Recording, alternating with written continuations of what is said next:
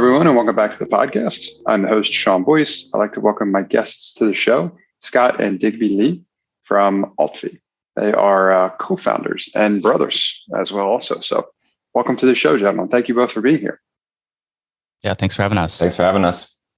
Yeah, looking forward to learning more. First thing would be great to kind of get into as well, too, so that our audience can learn more about you both, is to talk a little bit more about your background. So I don't know who would like to start, perhaps Scott and then maybe Dig.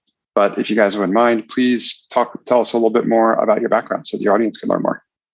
Yeah, sounds good. I'm up in Vancouver in Canada and born and raised here. And I was a practicing lawyer for about 6 or 7 years. And the story of AltFee will come from that. But I come from the legal industry and the legal background. And that's ultimately played a big role in transitioning towards what we're doing up at AltFee, which is building a software company. Can't wait to learn more about that. Dig, how about on your end? Yeah, and for my end, I've taken a little bit more of a winding journey to where we've landed today with AltFee. I come from a marketing background, worked in advertising early in my career, and our family has always had a law firm business in it. And so I've worked in and around that for most of my career. And as we've scaled that business, I have kind of grown into a management role there and have continued to do that for a number of years now. And that, as Scott alluded to, has kind of set us up for this next step, which has been the creation of a software business in the legal space.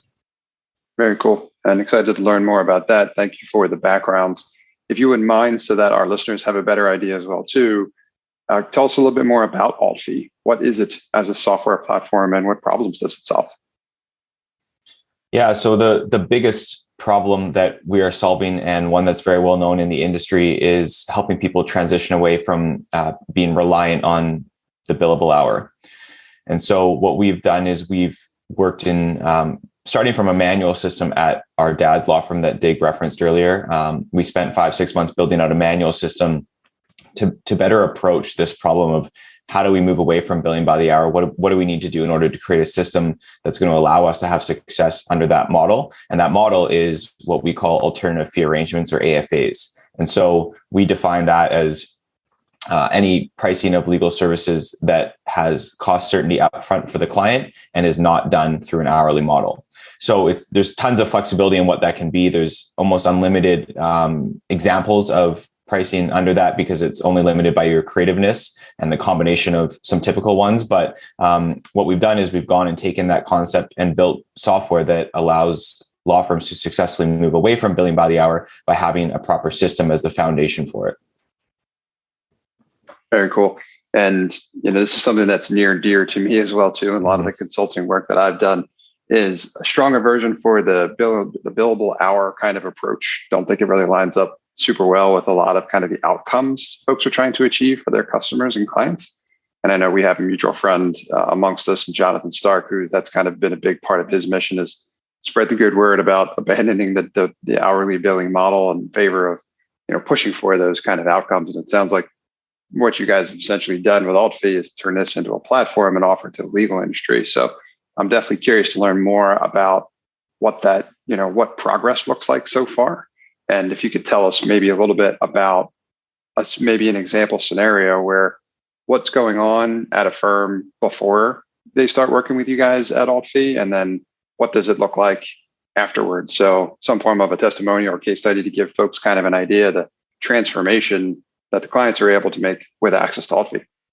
Yeah, absolutely. So the most clear case study that we have on our hands, we have an actual written up case study on our website with which people can access as well. But it is based on our dad's firm, because our dad's firm went from they started down this manual route that I talked about, and they did that for a while, and that ultimately led to us building AltFee as a piece of software. And so once that was available, even early beta days, they were excited to get on it. And so you can see the progress going from traditional a good chunk of their work still being done under the billable hour, to moving to a manual version of providing alternative fees to all of their clients, to then adopting AltFee's software and the different stages that they go through and what progress look like through each of those stages. And obviously still going on now. And, the major foundational piece of software for them and everything they do pricing related is AltFee now. So it's a clear example of the different stages that law firms may go through in providing that. But success is felt on all fronts, and we've always viewed it from the early days that there's three major stakeholders, and we can define it as a legal services transaction, but it's across other industries as well, whether it's accounting or consulting related work. But the three major stakeholders include the staff members, whether it's lawyers and legal professionals at the law firm, it's the actual law firm, and then it's the clients of the law firm. And what the movement towards alternative fee arrangements has the ability to do is actually be a win-win-win for all of those people when it's done really well. And so that's the ultimate goal. There's a lot of negatives that are associated with the billable hour that we believe alternative fee arrangements can make better. And that's kind of the push. And those are a lot of the things that, fortunately, that Digby Leigh and company, our dad's firm, is feeling now, 8 months into their use of the software. Super interesting. So talk to me a little bit more about how the product itself works, right? I know probably a bit more than most as it pertains to the, ditching kind of hourly billing strategic approach and the benefits to it. But what does the product do in this case, and how does it help your customer? I can jump in there and answer that. So kind of building on the case study question that you had there, one of the things that Scott touched on was how the firm went from a manual system to implementing AltFee, which is the software-based tool that we've created. And it's effectively a pricing tool with a number of collaboration features built into it. So one of the things that we recognized early on and that Jonathan would be aligned on is the challenge of value-based pricing and the confidence it requires to do it. And one of the things you'll see in a law firm is a lot of the pricing is left up to the more senior lawyers because they've done a lot of it, and that works to some degree. But then when you try to build in the learning aspect for the younger lawyers, especially through a pandemic when we were building this product and really realized the need for it, and that lack of ability to pop into someone's office and ask the question, get a quick bit of advice from that more senior person had gone away. We realized that a lot of the key is in building a tool that had the ability to learn from each of those pricing experiences and build on that and soak those learnings back in for the next time that type of project came along. So the tool is designed around a series of guidelines that are broken down based on practice areas. And we're continually building that out and adding more and more practice areas and guidelines for our customers to start from, sort of like templates. And essentially what a lawyer or a legal professional would do in a firm when the new project comes up is pull up that relevant guideline and start to tweak it and customize it out for that specific project. And that involves a lot of conversation with clients, a lot of taking into those collaborative insights that the tool provides as well, and ultimately building out a scope of work that the client and lawyer can hopefully agree to up front is the idea, and take away the burden of the difficult billing conversation that often happens in a law firm environment at the end of a project, where it can be a bit contentious and a real drain on one of the key stakeholders, which is the legal professional in that situation. So yeah, that's the very high level of how it works. Yeah, I think, and just to jump on there, and Sean, I don't know if I answered this earlier. One of the big things it does is also centralizes all your pricing information to one spot, right? Which is traditionally something that's a kind of a bit scattered in law firms, if it's even available. And so we're really trying to centralize all that information, both from a knowledge management perspective as well as actual priced client projects into one spot. And I wanted to drop back, Sean, because I think you asked the question of what does it currently look like maybe out there for a law firm? And I don't know if I answered that in my last one, but I think that's one of the big challenges that the industry is in. There's 84% of law firms are offering some sort of alternative fee, and 25% of the work being done under some type of alternative fee. So, 25% of a $712 or $13 billion or whatever it is, like they're big numbers. And what traditionally happens is just more of an ad hoc, off the cuff based on my experience, because I'm the one talking to the client, number is being pulled out, right? So the client is coming to the law firm and asking for X project, and I'm tapping into my own experience to decide what might be a reasonable fee and maybe dropping a fixed fee and asking if that's okay to the client up front. That's kind of how a lot of people are handling it. Even in more sophisticated, bigger firms, that's a lot of the time the method that's used, if you can call it a method. A step up from that may be a spreadsheet. There may be a spreadsheet broken down, which is more of just like a price list of different services that people provide and then what the law firm charges. And so what we wanted to do is take those things and just take it to a level that is so beyond what those are, that allow a true system to be in place that allows for all those things that Dig just talked about. And really importantly, facilitate a continuous learning environment so that as you move to alternative fees, something happens that isn't exactly how the industry is set up. And that's that efficiency all of a sudden matters. You're rewarded for being efficient when you're not billing by the hour. And so you do really want to make sure that every learning that you're having equals something getting back into the system that allows you to be better the next time you do it. And so we really wanted to facilitate an environment that allowed that sort of action to happen with ease and often asynchronously. Yeah, it's super interesting. Great context, especially in the problem space and what the scenario of your current clients and customers are going through. And just so that the listener has more perspective here as well, too, because I know this is something that we've all probably studied pretty intensely. But part of what you're talking about is the way the industry used to operate with this hourly billing model, and being, around a lot of startups and stuff like that myself, all the way up to large companies. There's just been this like awkward, almost relationship kind of orientation for people looking to get like legal service, right? Where it's whatever you need. Previously, it had typically been on an hourly basis.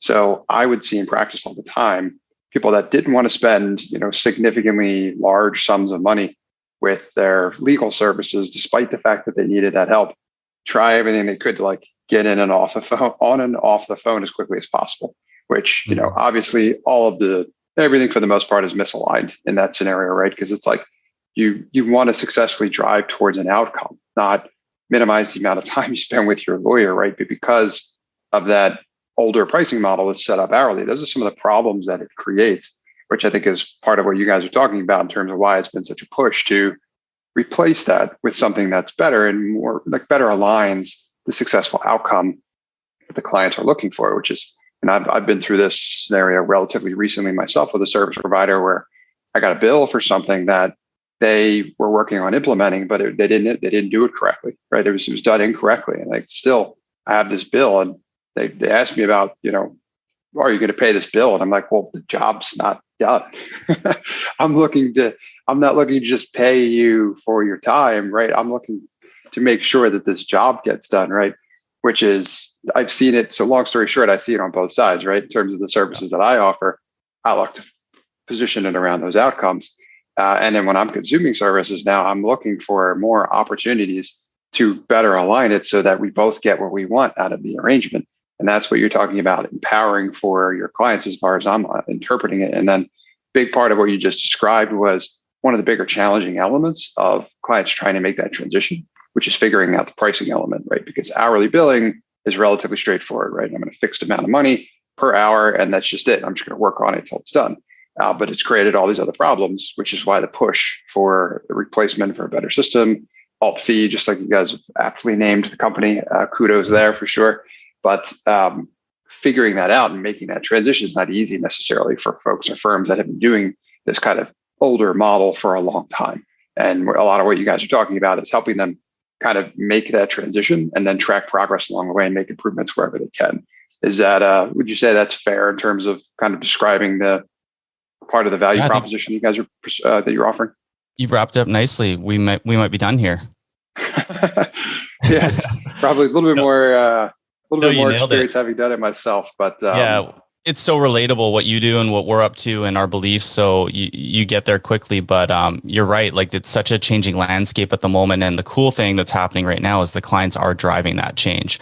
Yeah. It is the clients that are out there asking for a better way of getting their legal services delivered, and not just legal services, all types of services that are delivered on an hourly model.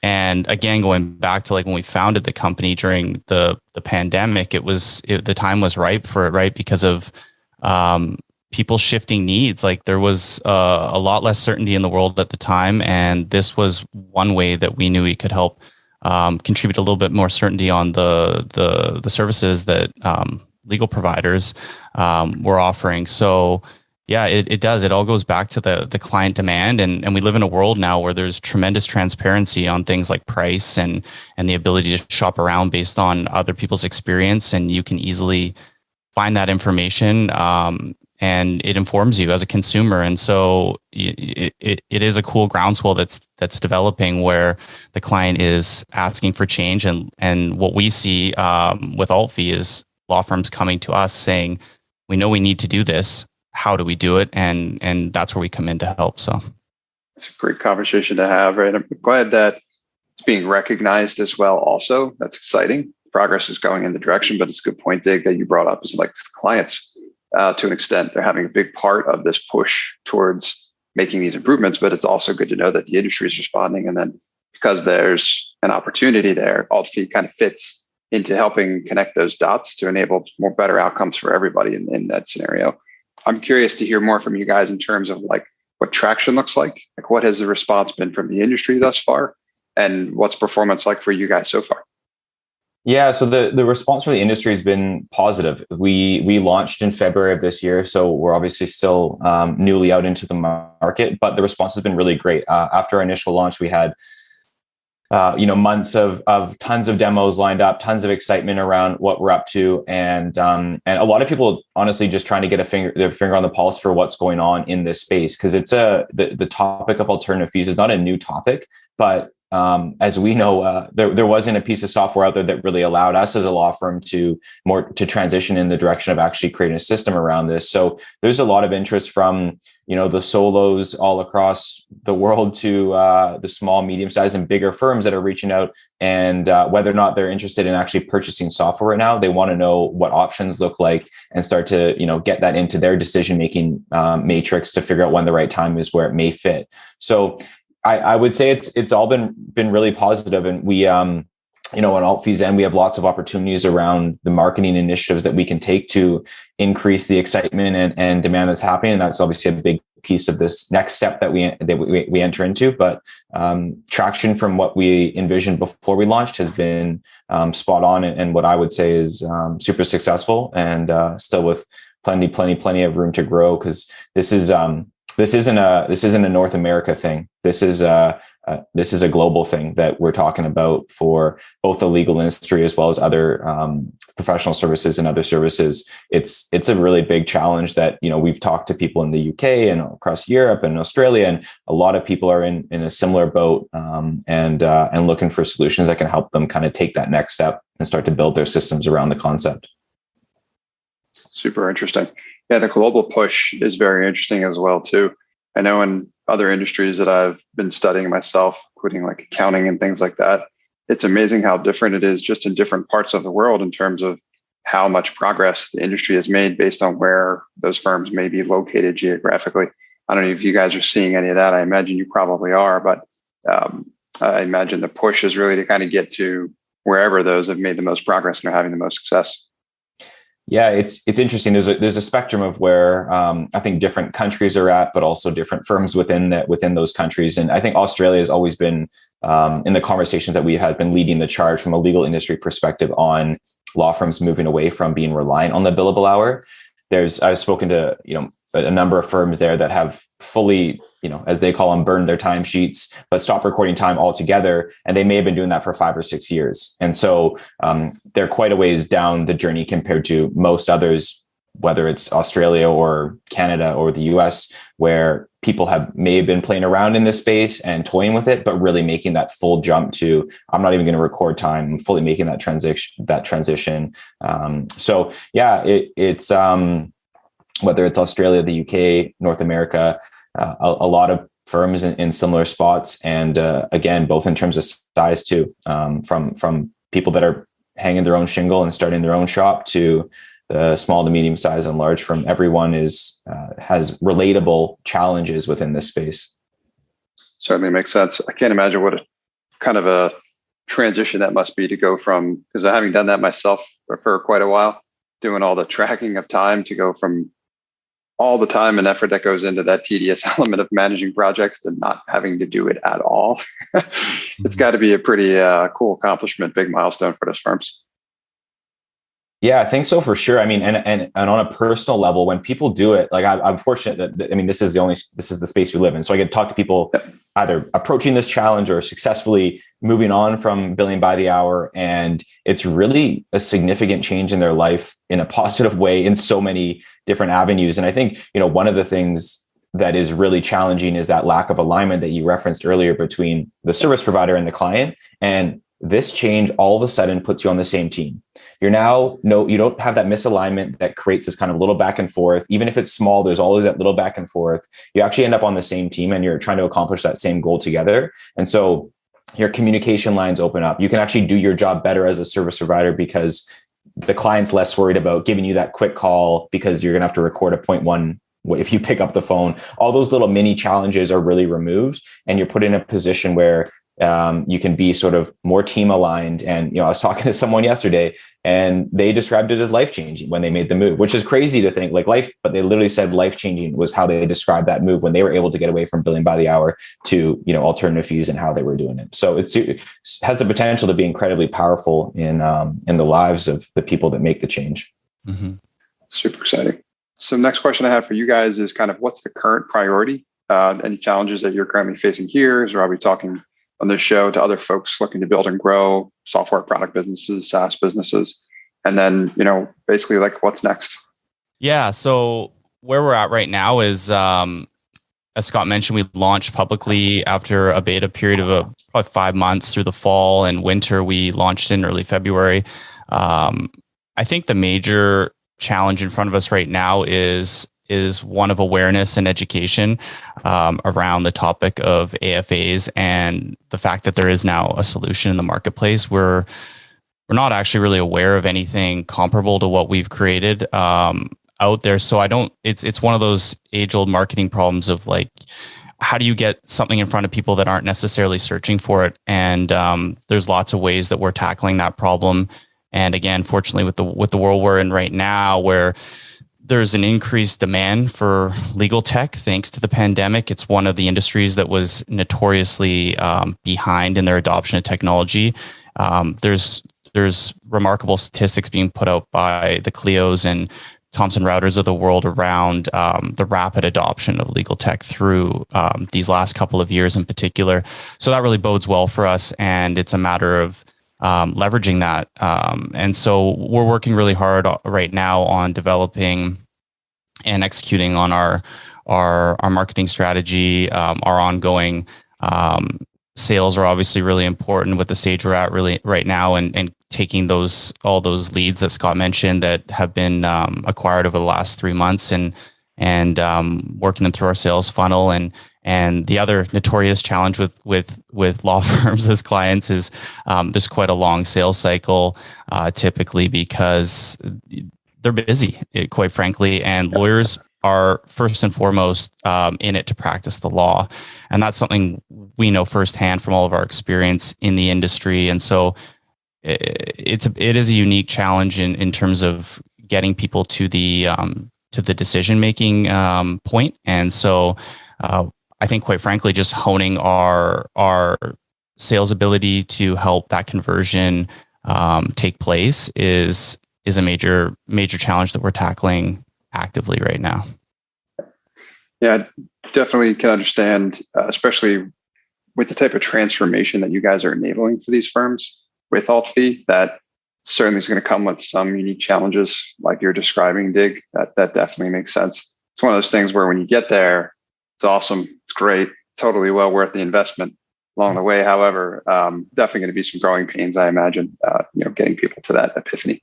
Yeah. And we're fortunate in that how we've structured things allows firms to adopt sort of in stages or however they want, where, some technology may require, firm-wide adoption on day one. How we've structured things really allows, different practice areas or different groups within a law firm to, kind of adopt the technology, start to build it out for them, and then allow it to expand into the other areas. So we've eased that process to get the first group involved as sort of best as possible right now. So it allows some of that sales conversation to happen in a way that, kind of what we would call from our sales side land and expand, but kind of allowing that kind of perspective to happen on their end is a beneficial way that allows us to get in the door and start to, for us, it's really about how do we deliver value quickly so that they realize the benefit and allow it to expand organically from within.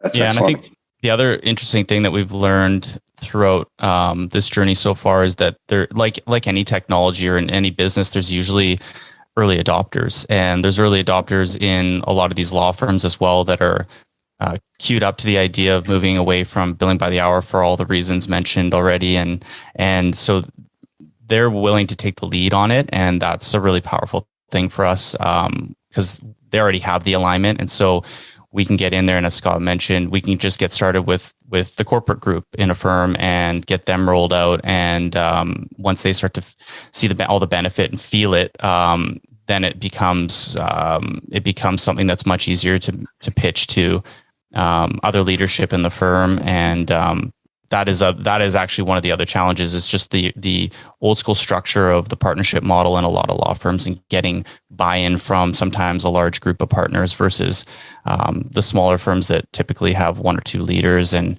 it's just a matter of them getting on board. So, yeah, great suggestions and strategy as well. Also, I would probably say you're pulling from an extent there to kind of like leverage product-led strategies and enabling kind of the building of momentum for folks, so you can kind of get buy-in. Makes it easier, especially if it doesn't have to be an all or nothing type of scenario, where folks can start to interact with it, start to see the value from it. And then I call this metric that I use to define when I'm helping product companies grow is this time to value. TTV is like, and I define that as when someone using our product reports value back to us, basically unprompted, for the first time, as in like they've used the product and they've experienced it basically themselves and then reported it back to us, reducing that as much as possible, but being able to have it be as flexible as it can be so that the product itself helps you kind of grow within the organization and then spread the value around to the point where you have the kind of adoption you need to make that, right, to get that critical adoption point to make the transformation. So that's always a strategy that will work to your advantage. I commend you on that effort as well. Also, fantastic. Thank you both for being here and sharing your knowledge about AltFee. Super helpful for our audience members to learn more about. I've got a couple questions for you guys before we let you go. The first one is, are there any resources in particular that you'd share with our audience where they can go to learn more about anything we talked about here today, or anything that you guys have picked up along the way in helping you kind of build and grow the software company AltFee? Yeah, I think our website has a resource page, and that's kind of where we consolidate all of the various materials, whether it's blogs that we've created or podcasts that we've been on. All that sort of stuff is all brought together and put on there. So that's probably the main source of information. And then we're happy to be in touch with people personally as well if they're interested, for sure.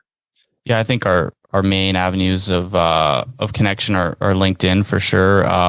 If you follow AltFee on LinkedIn, you get looped into a lot of the content that we're putting out, and we're really on a mission to educate people on AFAs and provide that resource, because as I mentioned earlier, there is a real awareness issue with them, in that it's kind of this fringe thing for a lot of people. They've heard about it, but we're really on a mission to dispel a lot of the myth around the difference between billable hour and alternative fee arrangements. So our website, it's a great resource, www.altfeeco.com, and you'll find a resource page on there. Excellent. We'll link to that in the show notes as well also. And then last question I have for you guys is, who in particular should be looking to reach out to you guys? So like, what does target market look like for anybody that may be listening here or finds this content on the web? If they want to know more about whether or not AltFee is a good fit for them, can you give us more of an indication or any of the details around who makes for good prospects for AltFee, or who should be reaching out to you guys? Yeah, absolutely. So anyone that's at a law firm, as part of a law firm, whether you're a legal professional, whether you're a lawyer, whether you're a managing partner, anywhere from the solo shop to, X amount of people up to almost whatever you can be, our software can fit your group and can fit your department. So, we've always viewed it as off the get-go something for small, medium-sized firms, and including wrapping solos into there. But anyone that's fitting that mix that kind of has an innovative mindset that they're looking for what's new, what's going to allow them to push forward as a law firm, we're keen to chat and chat to you about what alternative fees are all about and how AltFee's system can fit within what you're doing. Exciting stuff. Thank you, gentlemen. I appreciate it. Thank you guys both for being here and sharing your knowledge and experience. And congrats on the success of AltFee. Look forward to hearing bigger things coming in the future. Awesome. Thanks for having us. Thanks for listening to this episode of Product Launch. I hope you got value out of it. I like to feature product people on my podcast because that's who I love to help. I'm a product strategist, and I can help you scale your business and grow your profit through a product. If you'd like to learn more about how I can help you, email me at sean@nextstep.io. That's Sean, SEAN, at nextstep, NXTSTEP.io. Or visit my website at nextstep.io. That's NXTSTEP.io.